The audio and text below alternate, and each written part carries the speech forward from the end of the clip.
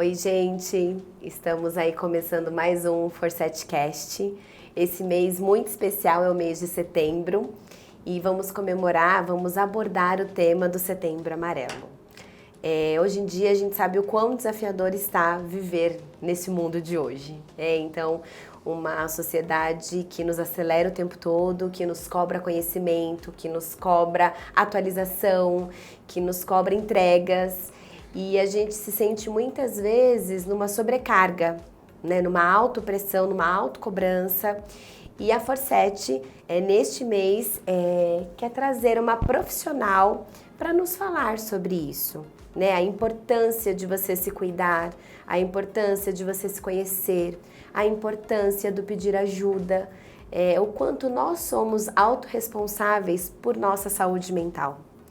Nós temos um parceiro, que é a Ritaco, a Corporate Health, e eles nos apresentaram a Kátia Almeida, que é a nossa convidada desse mês, e nos apresentou esse olhar, nos reforçou nesse valor.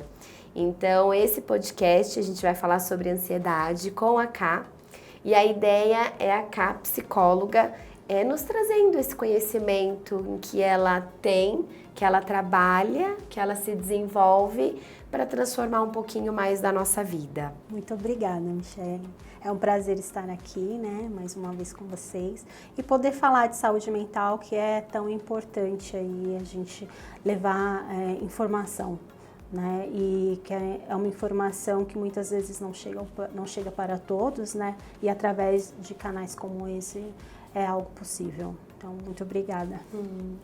Fala-se muito superficialmente, né, Ká? É difícil a gente falar de problemas, de fraquezas. O que você se depara nos seus atendimentos, nas ações, nas empresas? O que você sente em relação às pessoas de hoje e a ansiedade, né? O conviver com a ansiedade no seu dia a dia? Como você falou, né? Você começou muito bem aí a sua introdução falando de cobrar, né? O mundo cobra, nós nos cobramos, a sociedade nos cobra. E se alguém não cobra da gente, a gente mesmo se cobra. Vai se tornando um peso, né? Vai se tornando uma necessidade de só preciso doar, só preciso dar. E aí a ansiedade ficou desse tamanho, né? Principalmente a gente vai pensar pós-pandemia, sobre o lidar consigo mesmo e agora essa retomada que ainda não está 100%, mas que a gente está vendo aí o que ficou, principalmente dos nossos jovens, né? De que quando era ali na pandemia passaram por essa fase da adolescência e está entrando aí nesse período de juventude, é onde eu percebo a ansiedade tomando conta de uma maneira diferente, onde eles não sabem lidar, né? Não que de uma maneira geral a sociedade saiba. Eu percebo que tem um sofrimento maior, porque parece que foi cortada essa questão de dividir, de compartilhar, de se socializar em fases tão importantes da vida, assim como algumas crianças também, é o que eu sinto. Porque o adulto, de alguma forma, a gente vai se renovando e nos obrigando a ir para frente, trabalho e tudo mais. Um jovem hoje que saiu aí da adolescência nesse período, o que ele tem desse mundo, né? Então a gente recebe um mundo que cobra e que algumas questões que eram importantes de viver não foram vividas. Então eu sinto deles essa questão, posso falar assim, de um pouco perdidos nesse espaço, nesse contexto e tentando se encontrar. E com isso vem junto a família também, que não sabe lidar com isso, não sabe dar conta disso, não entende. Mas é muito bom de ver quando essa transformação. Eu falo que a minha profissão proporciona isso, né? De ver essa transformação, essa liga que acontece depois de um longo processo, né, de psicoterapia, de autoconhecimento. Então é muito bonito de ver e eu vibro com eles e pontuo as questões positivas, que muitas vezes a família leva um tempo maior para ver, porque o falar é uma coisa e a ação é outra. Percebo, são as crises de ansiedade. O que realmente é ansiedade é uma crise de pânico. Então fica tudo muito confuso, até para que essas pessoas possam passar as informações desses sintomas e de que momento eles acontecem num processo terapêutico, né? Então investigar isso mais a fundo é sempre importante, porque a gente não pode dar o nome a todas as crises como ansiedade. Por exemplo, quando a gente fala de adolescente, tem as questões ali, uma intolerância à frustração, e eu tenho um ato ali de porque eu fui frustrada, e aí você leva aquilo como uma crise de ansiedade, muitas vezes não é aquilo. Então ter esse olhar, fazer essa análise é algo bem bem delicado quando a gente pensa que uma situação dessa envolve também não só o nosso trabalho, mas também a família de uma maneira geral.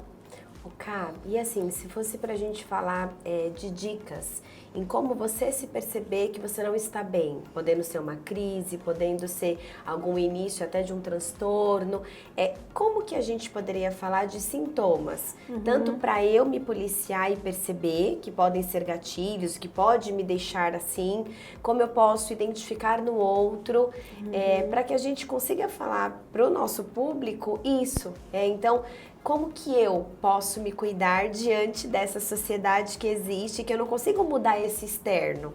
A gente está num movimento, sim, de mudança, mas como que eu me fortaleço para esse externo que existe? Exato, porque esse externo, você não dá, como você vai dar conta, né? Você não acelera nem desacelera, mas você pode se desacelerar. Quando a gente fala de ansiedade, de uma maneira geral, é comum a gente, por exemplo, ter uma ansiedade porque vai participar de uma entrevista de trabalho, né? Porque você vai começar um primeiro dia de aula, uma viagem incrível que você vai fazer. Então essas questões da ansiedade, você ficar sonhando, aflito, só falar daquilo e dar o friozinho na barriga, a gente vai entender como algo positivo até, né? Porque ela é real, é algo novo que realmente vai acontecer na sua vida. Porque o que acontece quando a gente pensa numa crise de ansiedade?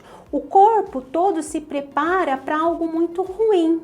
Então, por isso que o coração acelera, muitos têm sudorese, falta de ar. Tem pessoas, Michele, que vão parar no hospital por conta de crise de ansiedade, achando que está com algum problema cardíaco, né? De tanto o quanto que ela se torna física, o quanto que é real essa sensação de morte, né, que alguns têm. Então a gente vai entender que muitas vezes os sintomas eles não são igual para todos, mas de uma maneira geral esse coração acelerado, a falta de ar, às vezes os olhos, né, que ficam ali meio perdidinhos, porque você fica meio até mesmo com medo, um medo que você não sabe de onde vem.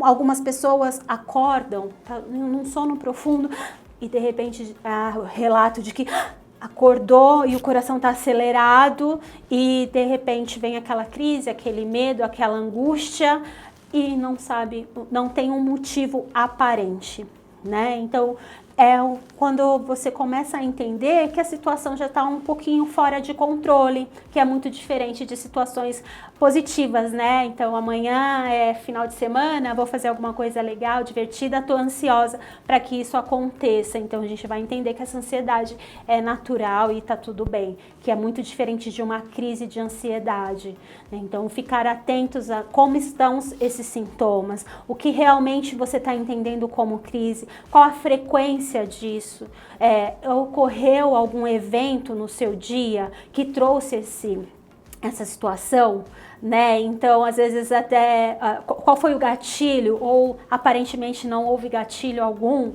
e eu me vejo nesse lugar a ponto de parar num pronto-socorro e na verdade o que eu tenho é uma crise de ansiedade. Então mais uma vez a necessidade de cuidado emocional, porque a gente muitas vezes só dá esse start quando é o físico falando, né? E o quanto que olhar pra gente como um ser completo, integrado, que o corpo ele dá sinais, mas nós também podemos nos conectar com ele de uma outra maneira importante. E como que nós podemos, até para a gente caminhar na reta final, assim, como eu posso me perceber, que movimento que eu posso fazer? Eu trabalho, eu estudo, eu tenho filho, tenho casa, marido. Como que você poderia dar uma dica para mim, para o Lucas que estuda, né? Tem um monte de gente aqui com a gente que poderia você se prevenir disso. Ou assim, fala-se muito da atividade física, de uma boa noite de sono. Quais são os principais para que eu cuide de mim, independente do mundo externo? Então, o que eu devo fazer para me cuidar? Para que não venham os gatilhos, para que eu esteja forte nesse momento, para que quando vem a ansiedade eu perceba e falo, opa, parou, vou respirar, vou sentar, vou fazer uma respiração consciente e volto. O que você colocaria pra gente como conhecimento mesmo, esse autoconhecimento mínimo? Falando desse mundo, né, que nos consome, que horas você tem para fazer uma atividade física, para fazer uma boa alimentação? Muitas vezes no meio disso tudo até a alimentação ela é afetada. Então a gente vai sempre pensar em qualidade de vida.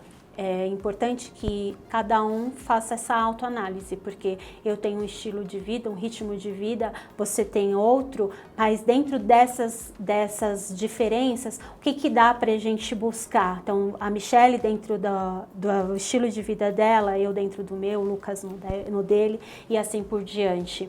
Né? Sempre a gente vai falar assim em atividade física, porque o quanto que a gente vai pensar nos hormônios, né? Na produção aí da sensação do bem-estar, da saúde, né? Então isso é algo fundamental. E quando a gente fala de atividade física, não é necessariamente uma musculação, a academia. O importante é lembrar que esse corpo é uma máquina e que precisa fazer algum tipo de movimento. Então encontre o seu movimento para ele, né? Eu sei que na correria às vezes você não consegue fazer uma frequência, uma rotina, mas encontre essa maneira de movimentar bem o seu corpo e de maneira que te traga prazer, né? A alimentação é uma outra questão, e aí quando a gente fala da ansiedade, muitas vezes é para ela que vai, né, essa busca da sensação do prazer, é o açúcar que traz muito essa associação de alívio, de prazer mesmo, né? Então, quanto que você pode olhar para isso, e a gente pode pensar que em todas as áreas você pode procurar um profissional adequado que pode te ajudar nessa situação, inclusive você levando para eles que você tem esse perfil ansioso, né, que você está observando que de repente você está desenvolvendo uma compulsão alimentar ali devido à ansiedade. Fundamental o acompanhamento com um profissional de saúde mental, psiquiatra e psicólogo, ou um ou outro, vai depender aí de qual é o estágio dessa sua ansiedade, para que você tenha o acompanhamento dos dois profissionais, mas é sempre importante você começar por esse caminho, né? E buscando nessa sua rotina, o que eu posso me proporcionar de prazer? Como que eu faço para ter qualidade de vida? Porque a vida não é só casa e trabalho, né? Onde que eu encaixo aqui, de repente, uma atividade que só vai me relaxar? Você falou aí nos momentos de crise, eu estou percebendo que eu estou iniciando ali um processo de ansiedade, né? Que é aquela falta de ar, às vezes até o som, né, te irrita. Lembrar de respirar, né? Eu falo, respira, oxigena o cérebro, lembre de uma respiração de verdade, né? Porque a primeira coisa que o ansioso, que acontece numa crise de ansiedade, é que ele esquece de respirar. Ele até está respirando, mas parece que não está, porque começa a respirar errado, né? Então é sempre o primeiro processo, respira, que aí depois você consegue lidar com todas as outras questões. Se tiver uma crise na rua, procure um lugar seguro para pedir ajuda. Isso é muito importante também, né? Em casos mais graves, às vezes a pessoa está na rua e tem alguma crise, fica aquela sensação de perdido, de medo. Procure um local seguro para pedir ajuda, né? Para que você possa esperar ali a crise passar, porque ela passa, e logo depois você retoma a sua vida. Então, pensar em qualidade de vida, boa alimentação, o sono, né? Nesse mundo que às vezes a gente dorme 5, 6 horas, mas está sendo... Por que você está dormindo pouco? Esse pouco está sendo suficiente? Qual a alimentação que você está fazendo antes de dormir? Como está essa higiene do seu sono? O sono também é um sinal de que alguma coisa não vai bem. Então, é olhar para você como um todo, né? E buscar sempre atividades que te proporcionem prazer, né? Além da rotina da vida, que nem sempre vai proporcionar isso integralmente, mas você pode sim se proporcionar isso, né? E aí você vai buscar rotinas saudáveis que te proporcionam prazer, né? Vai aprender a tocar um violão, vai fazer uma natação, vai ter um contato com a natureza. Eu sempre acho que a natureza é uma boa válvula de escape, né? Então acho que o caminho é esse, né? E sempre estar atento aos sintomas, estar atento ao seu corpo, aos sinais, se perceber, né? Se olhar, isso, né? Ao espelho. A gente fala muito da autoestima, né? Então se cuidar, estar feliz com você. Acho que você acabou de fazer um encontro para os Forsetes e você fala da questão do social, da sua saúde, da sua cabeça, o quanto que é um elo. Conjunto, as relações sociais, o quanto que é importante você ter alguém para conversar, para dar risada, para se divertir. Então você precisa procurar, lembrando, Kátia, mas a minha vida, eu preciso fazer isso, trabalho, estudo. Ainda assim, você precisa encontrar tempo para fazer para você, né? Tudo isso é para você, o trabalho é para você, o estudo é para você, né? Mas ainda assim precisa encontrar aquele tempinho, falo, para fazer um nada que te dá um prazerzinho, sabe? É sempre importante, seja com os amigos, com os familiares, sozinho, mas é sempre importante. Eu acho que o contato com a natureza é bem interessante, é algo que eu gosto bastante, né, e indico muito. Vai num parque, vai ouvir uns passarinhos, né, vai pôr o pé na grama, faz uma trilha. Nossa, que maravilha! Aqui em São Paulo tem muitos lugares que você pode fazer trilhas, né, então é possível sim encontrar essa qualidade de vida, apesar de todas essas questões aí do mundo, como você bem falou, né? Só cobrando. Então, o mundo já te cobra. Não precisa ser você. Seja mais leve com você mesmo. Com você mesmo, exatamente.